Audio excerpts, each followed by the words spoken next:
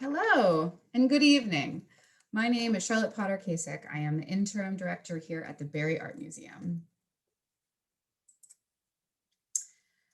The Barry Art Museum is located on the Old Dominion University campus in Norfolk, Virginia. We were founded by art collectors Richard and Carolyn Barry in 2016, and we opened our doors to the public in November of 2018. Our permanent collection has strong holdings in contemporary glass, American modernist paintings, and in our gallery installations, you'll often notice these really thoughtful pairings between both glass and these modernist paintings. We house a remarkable collection of historic dolls and automatons, which were the precursor to modern day robots, as well as historic marine paintings that reflect the very waterways right here in Hampton Roads. The Barry Art Museum offers a variety of free public programming, including art-inspired yoga every other Wednesday, our new multimedia tours, a self-guided 3D virtual tour, and virtual lectures like the one this evening. So tonight, we are so pleased to talk about our opening of Orchids, Attraction and Deception. The work included in this exhibit ranges widely, mirroring its inspiration, one of the largest and most diverse plant groups on the planet. From pure botanical fascination to climate change, from historic model making to the history of collecting and colonization, the 10 contemporary artists represented approached the orchid from very different angles. Working in printmaking, sculpture, photography, ceramics, glass, paper, and a variety of hybrid media like you see here today, their work is thoughtful, insightful, challenging, and beautiful. Many of these pieces were created specifically for this exhibit and have never been seen by the public before. Tonight, we are gathered here virtually for our inaugural cross-pollination discussion. The Cross-Pollination Lecture Series is a series of conversations between contemporary artists that are featured in our show, as well as botanical experts in the field. We're kicking off the series to celebrate the exhibition opening with the Lady Slipper as origin story. Both Paul and Darrin's careers have been heavily influenced by a chance encounter as a child with the Lady Slipper. Tonight, we're going to discover this dynamic conversation between a glassblower and a world-traveled orchid expert. This evening's lecture is brought to you in partnership with the ODU Office of Community Engagement, and we're deeply indebted to this collaborative group to produce and share tonight's program. Over the course of the webinar, we encourage you to post questions in the Q&A feature at the bottom of your screen. And at the end of the discussion, we're going to jump right into your queries and hear more directly from these experts. So tonight's sort of focus, the way that we've decided to enter this is this Lady Slipper. And what I find so fascinating is that both Paul and Darrin in their youth crossed paths with this Lady Slipper, and it threw them in completely different directions and changed the whole course of their careers. One becomes a world traveler, the other becomes an expert glass blower that encapsulates these pieces in glass. So we're going to start out with Paul Stanker this evening, and I'm excited to introduce him next. Then Paul will introduce himself, and then we're going to go into a conversation. So Paul, internationally acclaimed artist and pioneer of the studio glass movement, Paul J Stankard is considered a living master who translates nature in glass. His work is represented in over 80 museums around the world. Stankard is a recipient of numerous awards and honorary doctorate degrees. His most recent series, he most recently received the Masters of the Medium Award from the Smithsonian's and Renwick Alliance and the Lifetime Achievement Award from the Glass Arts Society. He's an artist in residence and honorary professor at Salem Community College. Stankard authored 3 books in 2007, an autobiography, as well as other educational resources. Please join me, Paul. Hello and welcome. Thank you very much, Charlotte. I'm so proud to be here. This is wonderful to have you. I thought I would talk a little bit about the beginning, my career, attending Salem Community College as a scientific, in their scientific glass program. And then moving on to the creative side, focusing on native flowers. And native flowers led me to the the native orchids. And it's exciting. We have around 50 native orchids in and around the Pine Barrens in southern New Jersey. The Pine Barrens is a $3 million preserve, and it's very exciting. So let me begin by, let me say this, that this is a Salem Community College in southern New Jersey, Connie's Point, New Jersey. And we have the Samuel and Jean Jones Glass Educational Center, which is unique in the country. They train students to fabricate laboratory glassware, apparatus for the laboratory. And they also have an art program. So currently I'm artist in resident in the art program. Next. Next, okay.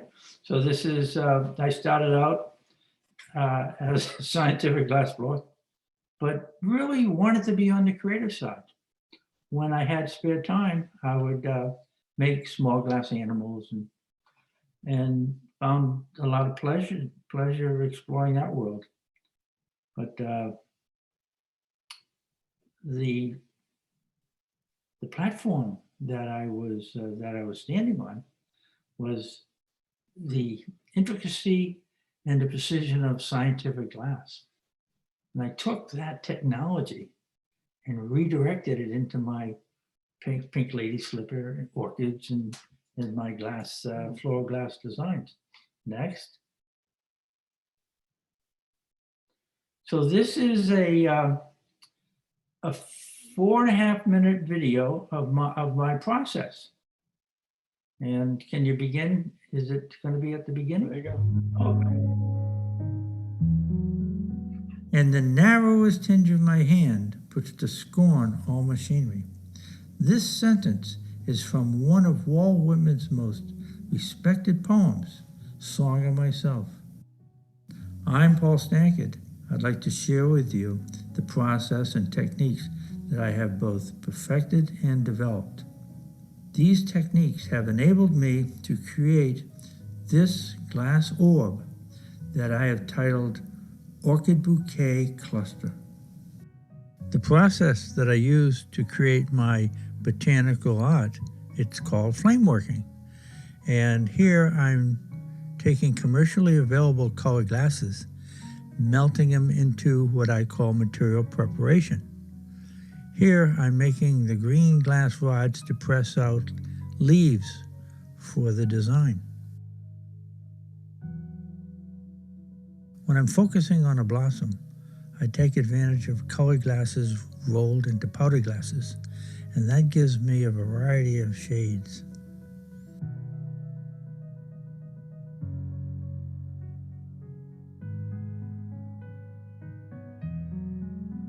Here I'm focusing on the blossom.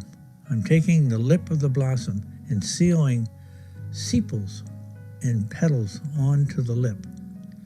And by heating the petals and shaping it, I'm developing a Paphiopedilum orchid. Once I have the blossom finished, I put it in an annealing oven and anneal it at 975 Fahrenheit so that it becomes stable. When I flame worked all the components, I bring them to the hot plate on my bench, and by keeping it hot with a Bunsen burner underneath, I attach the botanical components into the design. Once the components are finished into a design, I bring it to a pickup oven where it is going to be encapsulated in clear glass. My assistant is preheating clear glass to be dropped onto the colored glass design and encapsulate the orchids.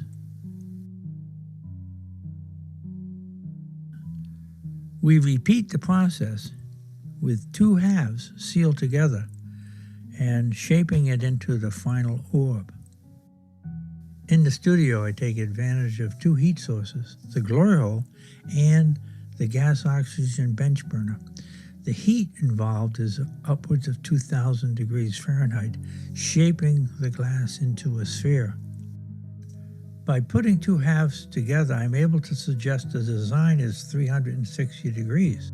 Magnification plays an important role in the presentation of the design. Once the orb is shaped, it goes into the oven to anneal for 40 hours. Once the glass is annealed, it's then ground and polished to be finished.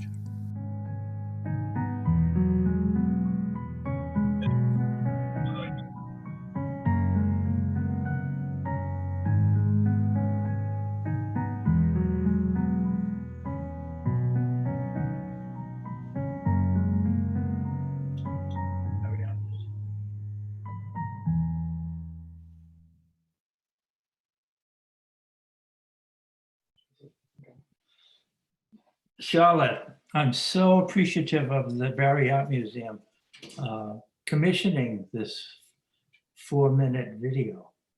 It really, I'm so I have to tell you that this video, I mean, I am traditionally trained as a glassblower as well, and it was mind-blowing to me. I never understood how the two halves came together. And when I finally saw that, I was like, eureka, this is the moment I've always wondered. How does he possibly do this? So thank you for your generosity in sharing this, I mean, really coveted process that I know you developed to create these with all of us. It's really generous of you. Well, I went, the work on display in the museum are orchid designs in the traditional paperweight made in the mid-80s. And when I developed the orb, the 360 degree magnification really was very, very exciting for me. So I switched over to the orbs. But here is a dear friend of mine, Mike Burio, a nature photographer. Mike passed away a while ago, and as a dentist, he had nature photography as a hobby. And we would go into the pine barrens and photograph the native flowers and the orchids. Next. And this is the pink lady slipper. And there's a really, I'm so appreciative. It was so touching to have you, the page, and yourself call me up and make inquiry into my orchid paperweights. And this was, and I told you the story. The story is that when I was 13, I had I got an American Flyer bike, and that expanded my world. So I was pedaling around in the springtime.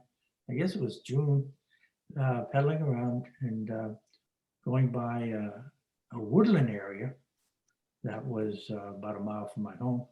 And I looked over in the woods and I saw these pink flowers. I thought, oh my goodness. So I stopped and I went over to this stand of pink flowers, which were the pink lady slippers. And I picked about 6 of them. Said, my mom's really gonna love this. So I was all excited. I had never seen these flowers before.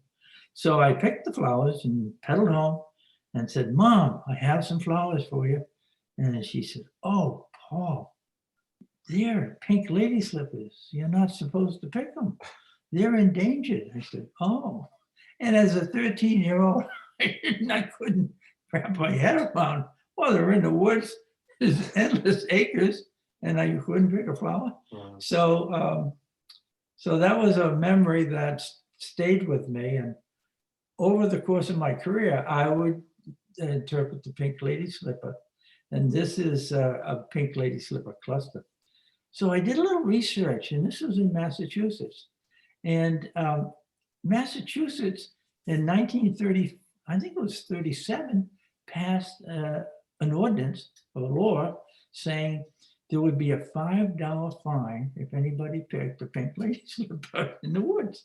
So I thought, well, maybe my mom, maybe it was in the paper and my mom read the story. So next. And here's I call this the Botanical Series, Paphiopedilum and Cymbidiums. Now, unfortunately, the Cymbidiums would be best viewed from the sides, but as fast from the pink lady slippers, I went to the Paphiopedilums. I love the lip. It's like a sac, and it's very, very interesting, very sculptural. And I love the name, Paphiopedilum. It kind of rhymes. So this is my Paphiopedilum cymbidium orchid botanical. Next. And over the course of my career in the mid-'80s, I discovered the words of Walt Whitman. I had been writing poetry. I thought, you know, if I'm going to write poetry, I should read poetry and try to identify really respected poets. So I did a little searching, and I came across a book by Justin Kaplan, who wrote a biography on Walt Whitman. I read the book. I was fascinated by Whitman's journey, and became, over the course of my 20, 30 years, have become a Walt Whitman devotee. I'm on the board of trustees at Hampton at his house, and he's my patron saint in the studio. But I looked for any reference to orchids in Whitman's Leaves of Grass, and I was a little disappointed. So I think Walt let me down a little bit anyway. So this is just an abbreviated overview of my journey. And it's really been, as a maker, to think of my childhood interest in native flowers and to work to interpret those feelings. It's really been interesting to be inspired by my childhood bicycle riding. So thank you for letting me share that. Thank you so much. And thank you again for creating all this new work for the show and for loaning so many of the pieces from your own private collection. So maybe we can share some of those a little bit later. Good, that'd be wonderful. So now I'm going to go ahead and introduce Darrin. Thank you. Thank you, Paul. Darrin Duling is the Associate Director of the Arthur and Phyllis Kaplan Orchid Conservatory at ODU. A specialist in tropical botany and ecology, he holds the Royal Horticultural Society of England Certificate of Gardener Training, the Royal Botanic Gardens New Diploma of Horticulture, and an MSc in Pure and Applied Plant and Fungal Taxonomy from the University of Reading, UK. Former employment includes the Queen's Kerskit Botanic Gardens in Chiang Mai, Thailand, the Preservation Foundation of Palm Beach, Florida, American Orchid Society in Delray Beach, Florida, the New York Botanical Garden, the Native Plant Center at Westchester Community College in Valhalla, New York, and the Mercer Botanical Gardens in Houston, Texas. Clearly, Darrin has gone around the world in pursuit of orchids. I give you Darrin Duling. Thank you, Charlotte, and thank everyone. It's a great honor to be here to kick off this lecture series and share my life really with that of Paul's. Paul, your work is amazing. I'm going to start off with a PowerPoint presentation just to give you an idea of how things happen to me. It's a path that I never could have planned in a million years. I just started out as a little kid that liked being outdoors, and an orchid changed my life. So let me start my presentation here.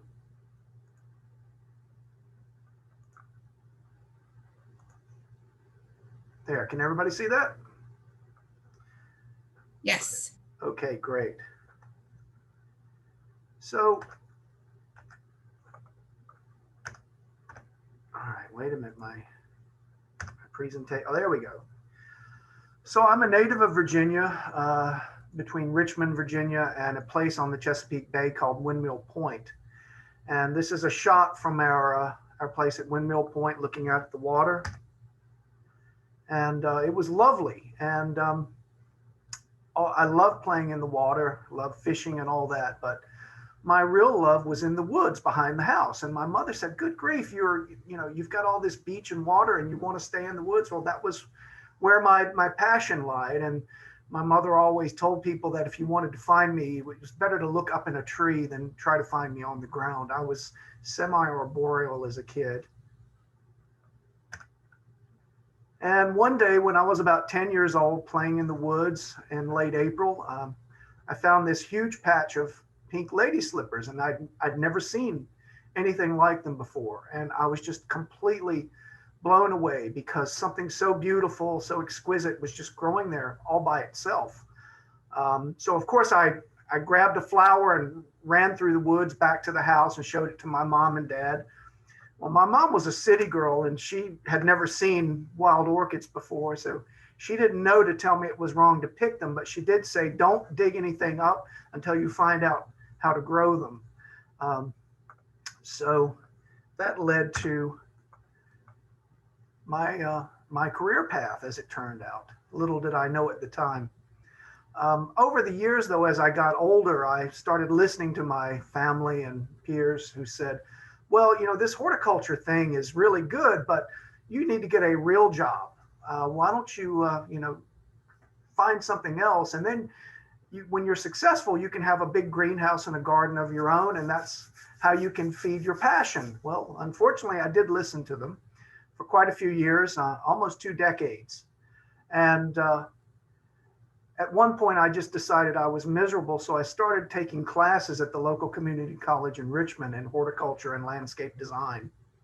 And one night, I went to a lecture at the Lewis Skinner Botanical Garden in Richmond. They had someone from the Royal Horticultural Society of England speaking there. And I was talking to him after the lecture and told him how much I loved England. I had been there quite a lot to geek out on gardens. That was usually my summer vacation. And he was telling me that there was a training program at Wisley, which this was the flagship garden of the Royal Horticultural Society. And it was a 1-year program.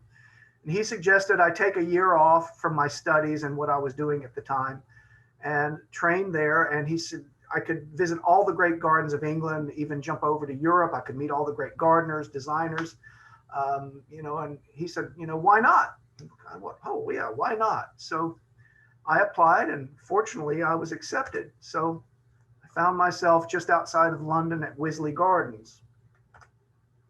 And this is a shot of the heart of the gardens, the old laboratory building, which was actually built in the early 1900s. They built it to look much older, but it's a really wonderful building.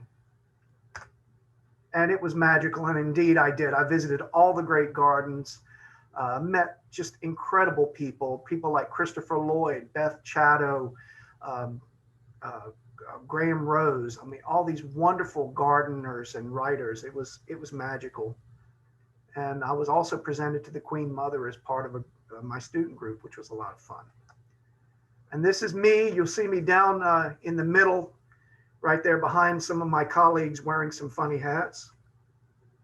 And the other great thing about this stint at Wisley is that a lot of the garden staff traveled looking for plants and exploring. So I got invited to join 2 people who were in with the rock garden at Wisley to go to Crete one spring. And skipping ahead, sorry. Also, they have their own lady slippers in England. This is their native yellow lady slipper, which is a European cousin of our native pink one. So I ended up going to Crete. This is Mount Ida, which is meant to be the birthplace of Zeus.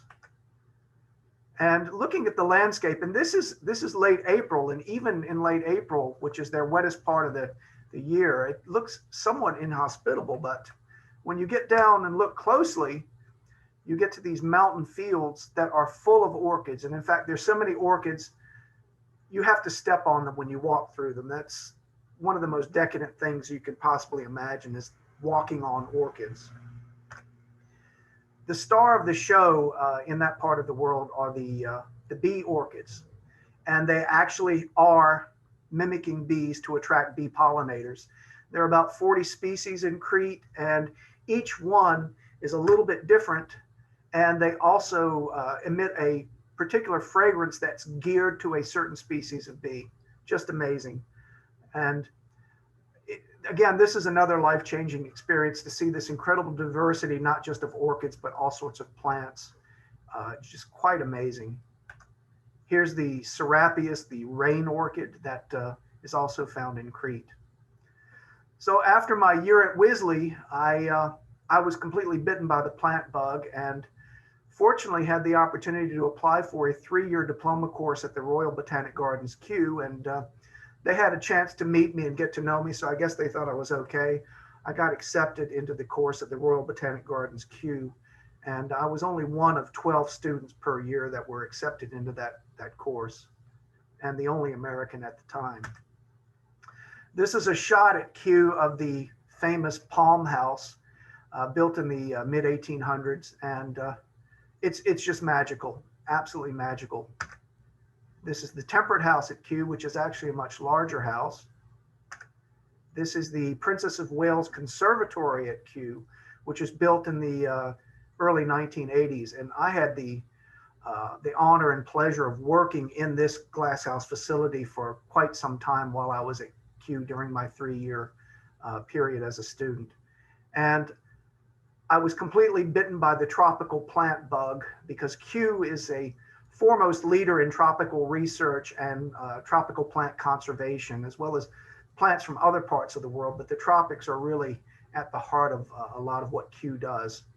And again, being part of Kew, I had the opportunity to travel with members of staff. And here's a quick shot of what the Palm House looks like in the wintertime. A rare sight in the snow, the famous pagoda at Kew. And it looks pretty chilly, doesn't it? So obviously my desire to go somewhere warm in the wintertime was heightened. And I was fortunate enough to join 2 colleagues from the Glass House to the Macai de Cima Reserve in Brazil, just outside of Rio de Janeiro. And it's a privately run reserve of about 43,000 acres, dedicated to preserving their native orchids, the habitat, and research in orchids. These are some of the mountains in the preserve. And again, lovely orchids. This is a beautiful red cattleya that I found growing on a tree up in the mountains there. One of the dancing lady orchids. And this tiny little thing is called a button orchid. That flower is about as big as your little pinky fingernail. So if I had ever had any doubts as far as where my passion lied, after this trip to the tropics, that was it. And then about a year later, I was honored with a travel scholarship to go to Borneo.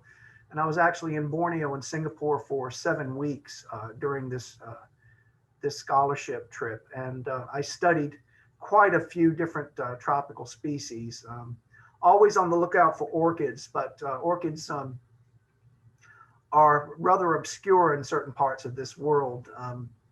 They keep their identity hidden, they being the Park Service people. I wanted to see wild lady slippers growing in the wild, and I didn't. I saw plants, but I didn't see anything in flower. This is Mount Kinabalu in Sabah in North Borneo. And courtesy of the Parks Department, they allowed me to show this shot of one of the native orchids that grows only in that area. It's Paphiopedilum rothschildianum, and it's called the king of slipper orchids. And you can see why. It's pretty striking. And there's another one that's endemic just to that mountain called Paphiopedilum lowii. So back at Kew, after my 3 years, I was immersed in orchids, but we also got to see all kinds of wonderful plants. This is the giant Amorphophallus, which was in bloom in the conservatory for the first time in something like 70 years. It was quite an event, and I was very lucky to be there to enjoy it. After Kew, I decided that I wasn't going to be a landscape architect. I really wanted to be a tropical botanist and study plants in the wild habitat and help with the worldwide conservation effort. So I went to the University of Reading and completed a master's degree there in pure and applied plant and fungal taxonomy. And so that finished up about 5 years in England. And I realized that although I loved England, I didn't love the climate. I really liked warm weather and I loved the tropics. So I put the word out that I wanted to go somewhere in the tropics when I finished my degree. Someone stopped me in the hallway at Kew one day and said, "What do you know about Thailand?" I said, "Nothing." They said, "Do you want to go?" "Sure." So I ended up becoming a special advisor for a garden project on behalf of Her Majesty Queen Sirikit of Thailand. And it's a logical path for me because I worked for the royal family of England. So then I went to work for the royal family of Thailand. It's a magical place and the people are just amazing in Thailand. I absolutely loved it. I was there for a year. And this is a shot of the King and Queen's tomb up on the highest peak, Doi Intanon in Thailand, up in the mountains. And this is a shot into the forest where I was based. The climate there is a monsoon climate. You get 6 months of nothing but rainfall and 6 months completely dry. So you're walking in dust at one point and then up to your knees in mud during another season. But what's wonderful is the dry season in the winter kicks off blooming of orchids right at the end in anticipation of the rains coming. And in Thailand, the Dendrobium group of orchids is, and the Rhynchostylus vandaceus group are the most prevalent.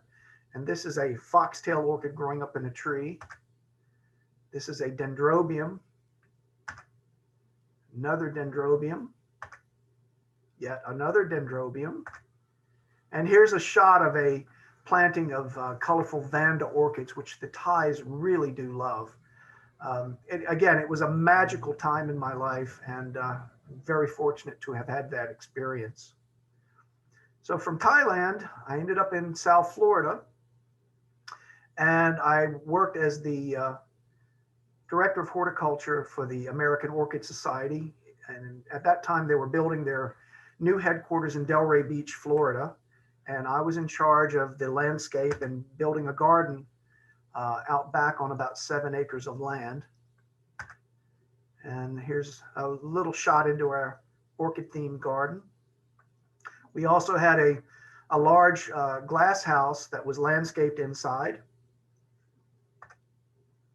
And I built a very tall, about a 15-foot waterfall inside the conservatory, which is pretty spectacular. And of course, orchids everywhere. Sad to say that they are no longer at that headquarters. They are now based at Fairchild Tropical Gardens in just outside of Miami in Coral Gables, and well worth a visit. It's a fantastic place. I did the opposite of what most people do. I moved from Florida to New York, and I worked at the New York Botanical Garden as the curator of glasshouse collections. Now, again, you see this conservatory in the snow, and I'm inside there. There's a pattern here. I work under glass in cold climates primarily. There's a shot of looking up at the rotunda inside the conservatory. And my main project when I was there was to establish an orchid show. The New York Botanical Garden had never had a large full-scale orchid show aside from working with some of their local societies. So we established the orchid show, and it was a big hit. It was huge. We had thousands and thousands of people come through that exhibit over the course of a month. We had tens of thousands of orchids brought in for displays. And this is just one brief shot of the reflection pool in the rotunda with dozens and dozens of Phalaenopsis orchids. So there was always, every year there's a set piece display in the conservatory in the center. The show is now running in its 18th year coming up. And this first year we created an explorer's hut. It was basically a very romanticized hut that had been abandoned, and the orchids, which were the explorer's passion, were slowly taking over his hut and erasing his memory. And there's a shot from one of their shows. As you can see, it is a wonderland of orchids. And during my time there, I was there for 3 shows, and I got to meet heads of state, politicians, celebrities. I was on Martha Stewart's television show and got to know her. She's amazing. It was just an incredible experience, and it was a magic carpet ride. Here's one of our sections where we've got all of the orchids labeled and interpreted. We even have audio tours for the show. And after a few years doing other things, I won't go into the other things, I ended up at from New York, I ended up here in Norfolk, Virginia, back home in my home state at the Arthur and Phyllis Kaplan Orchid Conservatory. And it's a wonderful facility. It's not grand like the big palm house at Kew, but it is no less significant. We have wonderful tropical collections to serve as a backdrop for our orchids. You can see we have a small water feature. And of course, tons of orchids. We're up to almost 1,500 individual specimens right now. And they run completely across the board from all corners of the tropics. And of course, slippers. And this is a cross between a Vietnamese and a Chinese species. This is a hybrid using that orchid from Mount Kinabalu in Borneo. Yet another hybrid with about 15 dozen different things in it, but it's pretty spectacular. It's called a bulldog orchid. It's very heavy and waxy. And another bulldog orchid. I kind of like bulldog orchids. And also we have some New World orchids, New World being Central South America, and they're called phragmipediums. And although they are slipper orchids, they have slightly different structures. Here's another one with a beautiful red coloration. And I just became absolutely smitten working with these New World orchids. And one of our suppliers of plants is a nursery in Ecuador. And I found out that they offered orchid tours. So in 2019, in December, I took off for a few weeks and joined the people at this nursery, Ecuagenera, on one of their orchid tours. I'd never been to Ecuador before, and it's an absolutely stunningly beautiful country. Just looking into the forest there. And my guide was amazing. We could be traveling down the highway at 60 miles an hour, and he could spot a miniature orchid off in the trees, way off in the distance, and pull over and jump out of the truck and go looking at orchids. So this is one of the native phragmipedium New World slipper orchids that we encountered. There's this lovely red one that is one of the parents of the one I just showed you. And most excitingly, we came upon a thicket of tropical bracken fern, which grows about 6 feet tall. And in amongst all of that, my keen-eyed guy spotted this and found other plants. And fortunately, we found one in flower. This is a newly described orchid called Selenopedium dodsonii, and it's only been described to science about 6 years ago. This orchid grows in bracken thickets, and the stems are 9 feet tall with these tiny little flowers at the very top. As you can see, those are my fingers there to show you just how tiny this orchid is. And I mean, just absolutely spectacular. So I'm still exploring, and as soon as COVID is done with, I'm out back to Ecuador and other places and who knows where.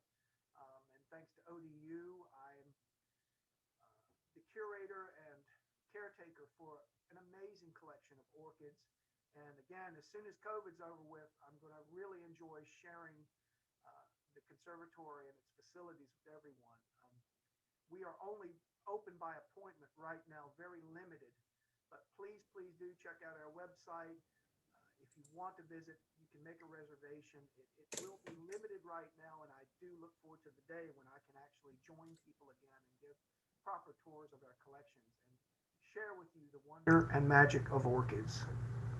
Your mic went out just for a second in there, but I think you were talking about how people can see the Kaplan Conservatory. If you could just repeat that last little part. Yes, can you hear me okay? Yes, Okay, you hear you great. Yeah, if you would just go to our website, which is in the ODU website, or just Google Arthur and Kaplan Orchid Conservatory. You'll find our page with all of the information, and you can, there's a button you can click to request a visit here, and all of the information is on there as far as what's required during COVID to come visit. And the visit request will go to me in the form of an email, and we'll get you in here the best way we can. Wonderful. Thank you so much. Wow, I feel like I really went on quite the journey. We have a lot of great questions that are starting to pop up in the Q&A. So I'd like to invite people to use that feature at the bottom of your screen. And then I'd like to invite, maybe Paul, if you want to come back on too, we can have a bit of a discussion. Great, wonderful. Thanks, Paul. So beautiful presentation. Oh, beautiful presentation. I'm getting very excited about all of these specimens and starting to see them over the course of the exhibit. We did time this exhibit to hopefully coincide with the bloom cycle. Yes, yeah, the peak season for orchids under glass is usually winter from December until about May. So we have the greatest diversity right now. And, you know, in lieu of being able to have people come in to see everything, we're going to start posting photos on our website that people can see to enjoy the collections, even though we can't have everything here in person. And likewise, the Berry Art Museum is going to start posting bloom alerts every time that there's something that's happening in the field, so that people can see what's happening in the greenhouse, even if they're not able to go visit in person. So to start this discussion, I wanted to actually read a quick quote that I think is the beautiful marriage of what you guys both do. This is by Paul Strand. The true artist, like the true scientist, is a researcher using materials and techniques to dig into the truth and meaning of the world in which he himself lives. And what he creates, or better perhaps what he brings back, are the objective results of his explorations. This question is for both of you. Hybridization, you both sort of touched on it, imagined and otherwise. Paul, I know sometimes you imagine things. Darrin, what's your favorite hybridized one you've ever seen? You touched it a bunch.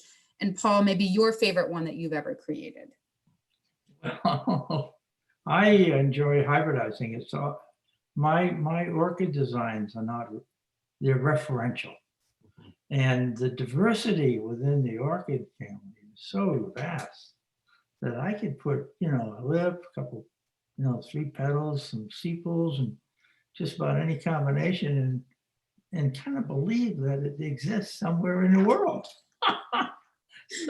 so you know, there's a profile that's common to the orchids that that capture that profile, and just smile when I title it. Once in a while, I'll give it a Latin name.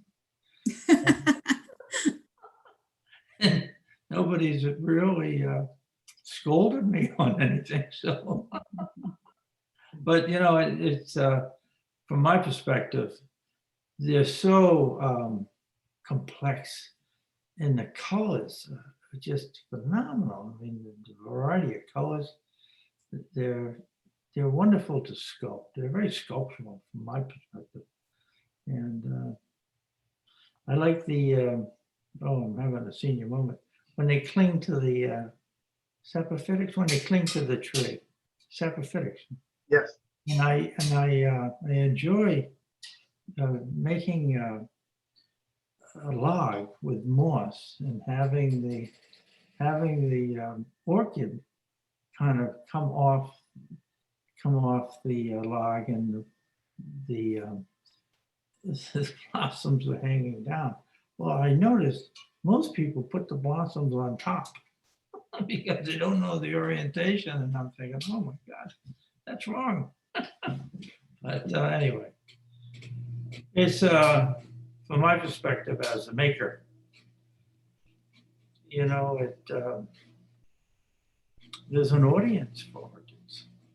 They represent, I think they represent elegance, mystery.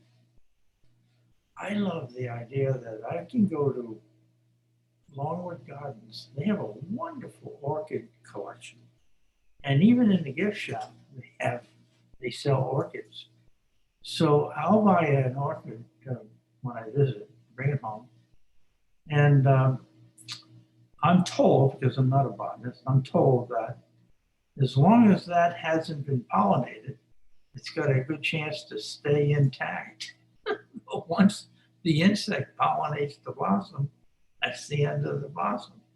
Well, when I bring a tropical orchid into my kitchen, it's unlikely that it's going to be pollinated. So I have this orchid for sometimes 6 weeks to 2 months in bloom. It's kind of fascinating. Is that, do you enjoy that idea, Darrin? Oh yeah, absolutely. Yeah, people often ask me what my favorite orchid is, and of course it's the pink Lady Slipper that got me started on my love of plants and botany and everything else. And then they say, well, what is your second favorite? And I just have to say everything else, because there's close to 30,000 species of orchids all over the world. They are everywhere but Antarctica. I mean, they even grow in streams in the desert. I mean, it's incredible how they've adapted in so many places. You know? I read where a farmer was tilling his soil in Australia, and he turned up an orchid that bloomed underground. Yes. Yeah, pollinated by an underground beetle. They don't miss a trick. They're everything but airborne. You know, they grow in streams. They're submerged underwater for sometimes weeks at a time, and love it. Yeah, it's just incredible. And then when you get into the hybridization, what people have done to the orchids, I mean, there are, tens of thousands of hybrids registered, and some of them have a lineage that goes for pages and pages. You know, early on, people found out that orchids interbred readily between large groups in the family. And you have people like Dr. Frankenstein creating these crazy looking orchids that would never occur in nature. I'm told they don't have a black orchid. There is now. Somebody's come up with an orchid that is pretty much black. It's a very, very dark maroon, but we're calling it black now. Oh, wow. Yeah, I don't have that in the collections yet. I'm on the fence. Well, you know, it is very contrived, but I should get it just because it's something so weird and unique. Well, I want to show you, I did bring in a few orchids. I don't know if you can see some of the orchids. Whoa. Yeah. And then these. Some of these are pretty incredible. They are fascinating. Yeah. I mean, they're really just, I understand why they hold allure. I understand why people would like go out and steal them from the woods. You know, it makes me think of the ghost orchid and that movie that everybody loves so much. I mean, there is some mystery, and it does kind of orchid mania, right? It makes people go a little crazy. Orchids do drive people to distraction. I mean, look what happened to me. Well, when Judah Page and Charlotte called to make inquiry into my orchid, floral orchid designs, I told them the Lady Slipper story. And that had been in my subconscious for a while. And so now I've been making orchids. Mm-hmm. And it's kind of it's generated all this enthusiasm for doing orchids. And I'm tapping into the orchid fanciers, which I feel, wow. It's really it's a secret society. Especially if you have an orchid in the woods. Among the wildflower fanciers and the orchid fanciers, they keep it a secret. Oh, yeah. They don't want to. They make it very secret, right? And you get, I know with Mike Giorgio and I, we traveled into the Pine Barrens with a little map. If somebody had told Mike that there was a lady trestle or something. Tresses, yes. Tresses. And so we were, swatting the mosquitoes and going through the woods, and we came to this little flower, and and there was a little bit of wear around it, but it was hidden, and we had to back. Yeah. So, I hope I can come down and see the show. This is gonna I know, it would be amazing. Well, at some point during this, I do want to take a couple minutes up to show everybody the 3D tour of the show. So all of you at home that are, we've had people from around the world tune into these. We know you can't all make it in person, but we've tried to make it really easy for you to see it virtually. So we have this 3D tour that's self-guided. And then we also have multimedia tours you can just sign up for, and you get a privately guided tour with a gallery host through the show virtually via Zoom, which is really cool. And maybe we'll post a couple links in the chat for everybody to see how they can sign up for those kinds of things. So we do have a bunch of questions pouring in. So I'm going to get to them because people are excited. So the first is, this is for you, Darrin. They're curious how you propagate the orchids at ODU. Do you use tissue culture to prevent the spread of viruses, or are viruses not a problem? Seems like viruses are a problem everywhere these days, but how's it going in your greenhouse? Well, right now, as far as the tropical orchid collections, we primarily just divide plants that are existing here. However, we do have research going on now into germinating orchids from seed, and we're primarily focusing on native orchids versus tropical orchids, although we do have some that will set pods in the conservatory that we will also use. But yeah, it has to be extremely sterile to propagate orchids from seed because they're subject to all sorts of pathogens in their material. And then a follow-up question, when you do cross such orchids, do you need to do embryo rescue? Embryo rescue. Well, that would be for conservation. Okay. Because some tropical plants, particularly some orchids, it's not easy to freeze the seed. So what they'll do is they'll get a germinating embryo and freeze that, and they're able to keep that in cryogenic suspension for a while. They were doing that at Kew when I was there, and now they've gone light years beyond that. They've become quite handy at doing that now. Okay, last technical question, then we'll move on to Paul. What is the success rate of the interspecific hybridization? The success rate, well, a lot of it's hit and miss. I mean, some people are masters at hybridization. Some orchids can take maybe a year or two from seed to develop into a flowering plant. Others can take 7 years or longer. So you have to have a lot of space and a lot of patience if you're going to try to raise orchid hybrids from seed. But there are plenty of people out there that do it. And I think in one of your upcoming lectures, you're going to have one of the masters of hybridization speaking. And I like to say that hybridists are artists and they paint with flowers. They paint with flowers. Which speaker is that, Darrin? That would be Bob Fuchs. It is Bob. That's the next RF one. Orchids, yeah. He's going to be great. Okay. Okay, so this is a good one for you, Paul. How does someone get into glass blowing? I know it takes a lot of special equipment and expertise, but what's your recommendation if somebody's interested in learning how to blow glass? Well, it's glass blowing has a lot of subtribes, and the process that I use, it's called flame working. And flame working is a little bit more economical than having a furnace melting glass 24/7. But you have, I think the Chrysler Museum has a glass program, and they have glass with flame working and glass blowing and fusing. So locally, that's a great resource. Yeah, the Chrysler Museum has a wonderful program. Salem Community College has a 2-year program, and we have also in Southern New Jersey, we have Wheat Knots. So if depending on where that person lives, I don't know where that person is living, but if you, how would you, I guess you can Google glass blowing program. Yeah. And flame working is pretty accessible. I mean, I remember in high school finding my dad's MAP gas. being in the corner in a garage and I had like, I don't know, a bottle or something. Don't do this at home. This is a bad idea. But you know, if you're a real pyromaniac. I remember putting on some goggles and trying to melt the glass and realizing very quickly I needed to know more. But I then have you can do in your home. heard that you are a very accomplished glass artist and had worked with Hank Adams, among others.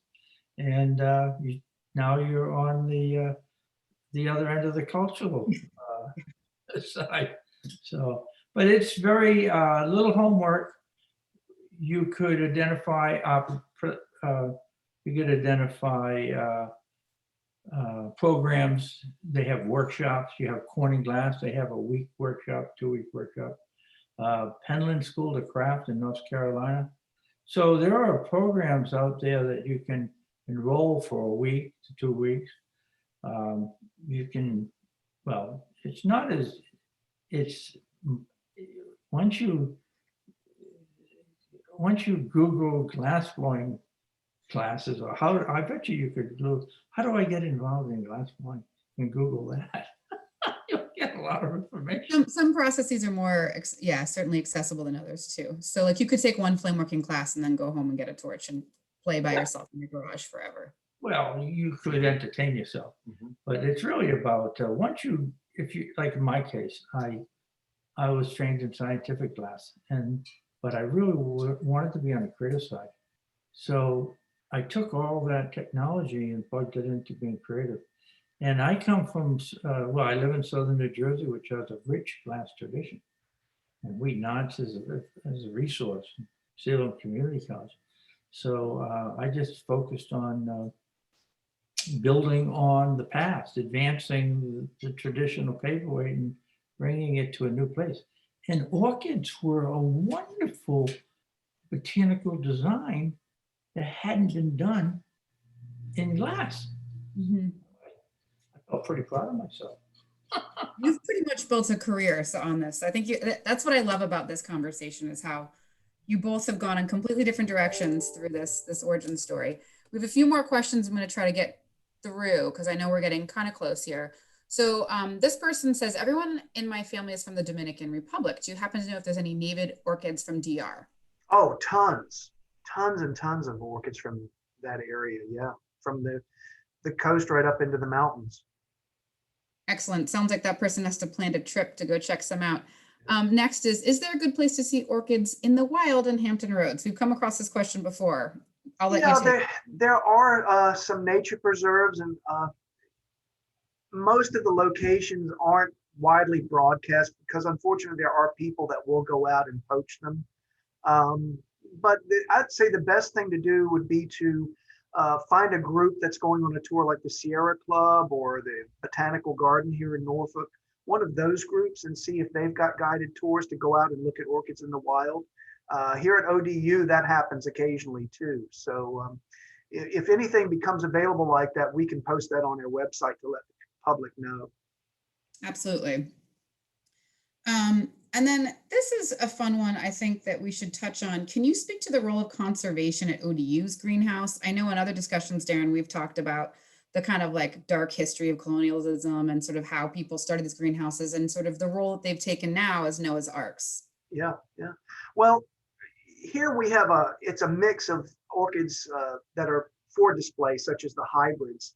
But I've been building the collection more towards species from nature because, again, they're rapidly disappearing from their native habitats. And, we're thinking that maybe one day some of the plants we have in the collection could help provide material to reestablish in the wild. You just don't know. We're a very small facility, but say if there are 50 small facilities such as ours, then you've got a good genetic mix in order to possibly help reintroduce things or preserve things. It's really sad what's happening. And again, most of the plants are disappearing because of land clearance for development and food.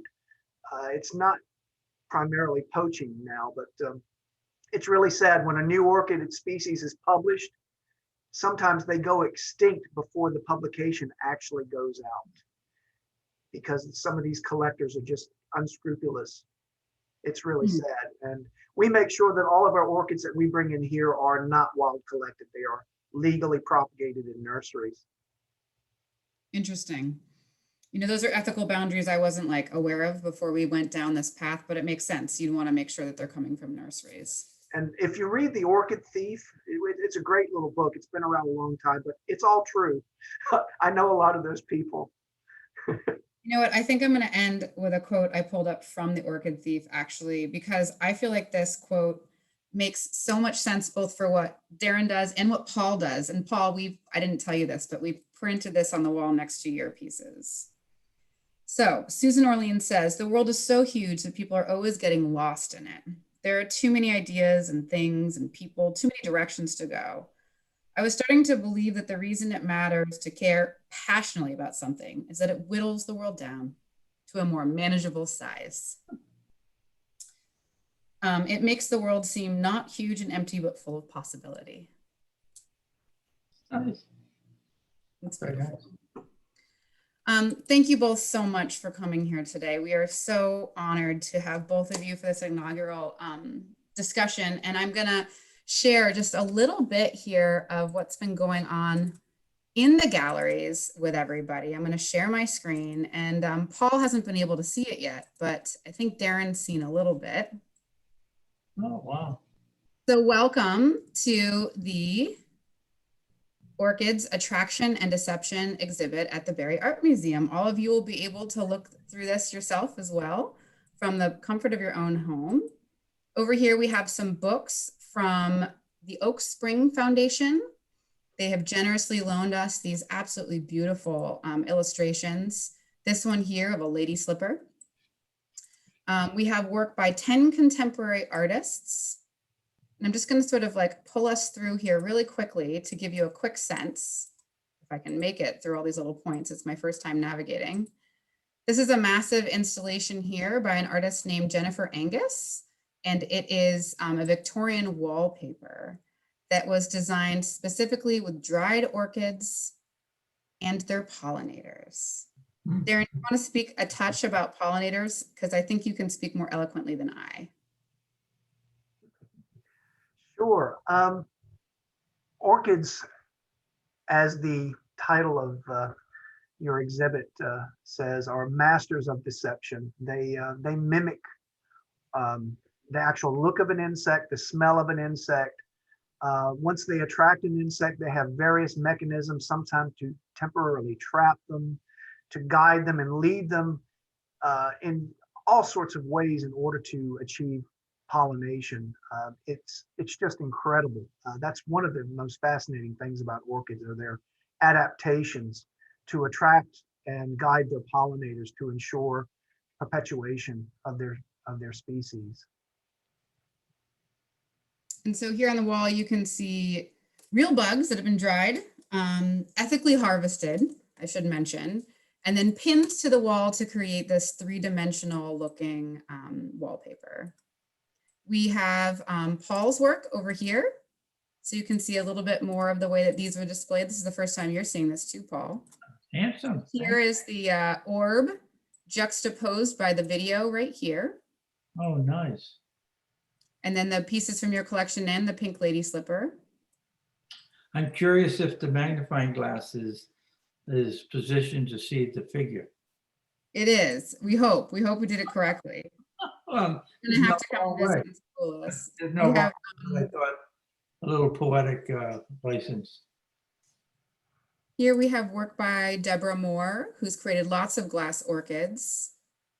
And one of our artist organizers, Brett Day Wyndham, who was part of the Orchid Advisory Board, along with myself, Darrin, and Dr. Lisa Wallace, who's an expert in native orchids.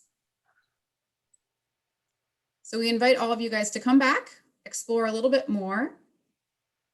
And I just want to thank both of you for all of your hard work to create this event. It's been so fun to kick this off with both of you tonight.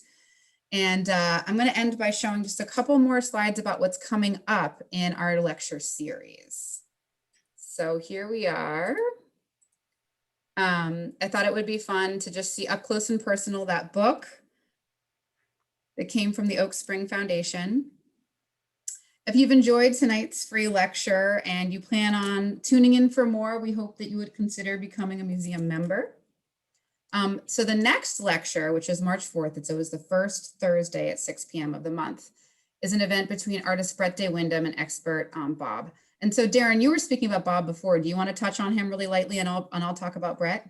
Well, he has an incredible orchid nursery in Homestead, Florida called RF Orchids, and he actually is second generation with this nursery, and he's a master hybridizer.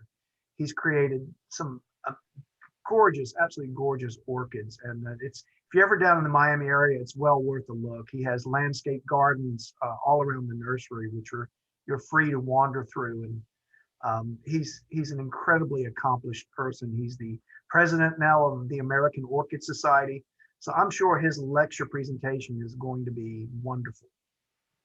Thanks, Darrin. And then Brett Day Wyndham is a multidisciplinary artist that works with sculpture, installation, and collage. She builds a collection of natural, commercial, and industrial remnants from various sources over time. Her work is built from specifically collected objects into multidisciplinary works that confer a sense of feminism, mysticism, and ritual. She is a really fun person to have paired with Bob. We're excited for that conversation. And again, that's March 4th. Our museum is safely open to the public. You're welcome to come if you live in the area.